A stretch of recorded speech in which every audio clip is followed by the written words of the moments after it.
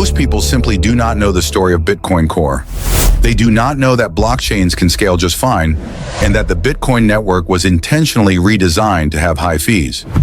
They do not know that Blockstream profits by diverting traffic onto their own proprietary blockchain. They do not know about the failures of the Lightning Network and the inevitable proliferation of custodial wallets. They do not know that the information they consume online has been tightly controlled and censored for years to promote a single, dominant narrative.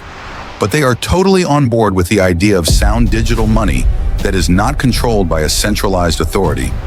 A beautiful vision that simply cannot be realized on the BTC network.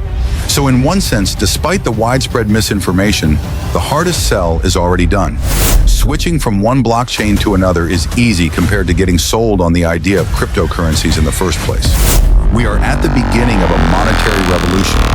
From a historical perspective, the blockchain is still a brand new invention.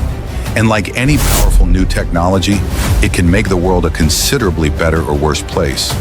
If we are not careful, it might be co-opted and used to track and control people at an unprecedented level.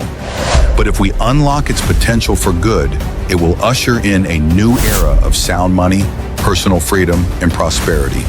The benefits of sound digital money are enormous as the risks of unsound digital money. Transactions that are not peer-to-peer require third parties to facilitate them, and the old financial system is largely composed of third parties: banks, payment processors, credit card companies, regulatory agencies, and central banks manipulating the money supply.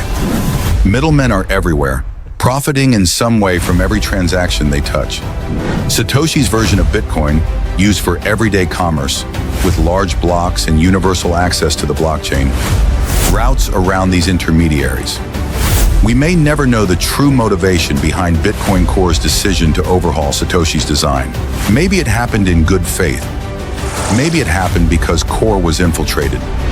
Regardless, the result is the same: a small block version of Bitcoin that is considerably less disruptive to the status quo. If interested parties did not directly corrupt Bitcoin, they certainly benefit from its corruption. The same can be said for the rampant censorship online, the widespread information control, and the social media engineering that surrounds this topic. Even if the opposition did not cause it, they certainly benefit from it.